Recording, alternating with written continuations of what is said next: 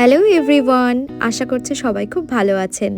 আজ আমি আপনাদের সাথে শেয়ার করব আপনাদের খুবই পরিচিত একটি রেসিপি, চাউমিন। রেস্টুরেন্ট হোক বা স্ট্রিট চাও, আপনারা তো অনেক খেয়েছেন, কিন্তু মায়ের হাতে বানানো ইমোশন জানানো সেই স্কুলের টিফিনটা মনে আছে তো? স্কুলে টিফিনের ঘন্টা বাজার আগেই মনে হতো টিফিন বক্সটা খুলে চাউমিনটা খেয়ে নিই, তাই না? সে সময় স্কুলের টিফিনের চাউমিনের গন্ধটা যেন একদম অন্যরকম ছিল। তো চলুন আর কথা না বাড়িয়েই সেই চাউমিনটাই আজকে আমি বানিয়ে ফেলবো। প্রথমেই চাউমিনটাকে আমি সেদ্ধ বসিয়ে একে একে সবজিগুলো কেটে নিচ্ছি। চাউমিনটা সেদ্ধ হয়ে এলে এরকম একটা ঝুড়ির মধ্যে আমি ঢেলে দিয়েছিলাম। এবার দেখে নেব চাউমিন কতটা সেদ্ধ হয়েছে। একদম গলিয়ে ফেলা যাবে না, এরকম একটু শক্ত থাকবে। এবার একে একে সবজিগুলো ভেজে নেব, তাই প্রথমেই গাজর কুচিগুলো দিয়ে একটু নাড়াচাড়া করে নিচ্ছি। এবার দিয়ে দেব কুচিয়ে রাখা বিনস কুচিগুলো।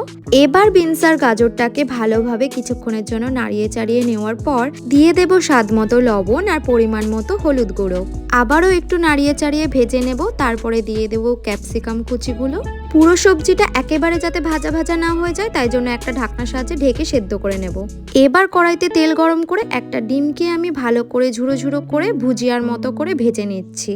এরপর কড়াইতে তেল গরম করে তাতে দিয়ে দেবো কিছু পেঁয়াজ কুচি আর লঙ্কা কুচি, দিয়ে নাড়তে থাকবো। আর দিয়ে দেব স্বাদ মতো লবণ আর পরিমাণ মতো হলুদ গুঁড়ো। পেঁয়াজটাকে একদম ড্রাই করে ভাজবো না, একটু নাড়িয়ে চাড়িয়ে লাল লাল হালকা হলে এর মধ্যে দিয়ে দেবো সেদ্ধ করা সেই চাউমিনটাকে। এখানে চাউমিনটাকে অল্প অল্প করে দিয়ে আবার নাড়িয়ে চাড়িয়ে আবার একটা পার্ট পার্ট করে চাউমিনটাকে আপনারা কিন্তু দিতে পারেন। আমি এখানে সেইভাবেই পার্ট পার্ট করে চাউমিনটাকে দিয়েছিলাম। সব চাউমিনটা একেবারে ঢেলে দিলে আপনার নাড়তেও অসুবিধা হবে এবং একটার গায়ে একটা লেগে যাবে। এবার ভেজে রাখা সব সবজিগুলো একে একে আমি দিয়ে দেব। সবজিগুলো চাউমিনের সাথে ভালোভাবে মিশিয়ে নিতে হবে। আমি এখানে সব সবজিগুলো একে একে মিশিয়ে নিয়েছি। এবার দিয়ে দেব ভেজে রাখা ডিমগুলো। ডিমটাকে দেওয়ার পর আবারও আমি চাউমিনের সাথে ডিমটাকে ভালোভাবে মিশিয়ে নিচ্ছি। এরপর কিছুক্ষণের জন্য হাই ফ্লেমে আমি চাউমিনটাকে ভালোভাবে ভেজে নেব। এবার দেখুন চাউমিনটা কিছুক্ষণ ভাজা হয়ে যাওয়ার পর চাউমিনের গায়েও কেমন হলুদ রং ধরে এসেছে।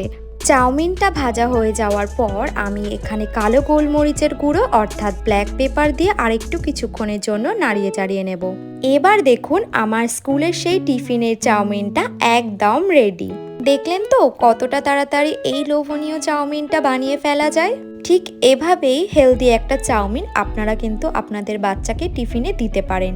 এবং যারা ভাবেন বিকালের একটা ভালো টিফিন করবেন, তারাও এই চাউমিনটা বানিয়ে ফেলতে পারেন। দেখুন স্কুলের ঘন্টা তো আর এখন বাজে না, তাই আমি চপস্টিকের আওয়াজ করে খেতে বসে পড়ি।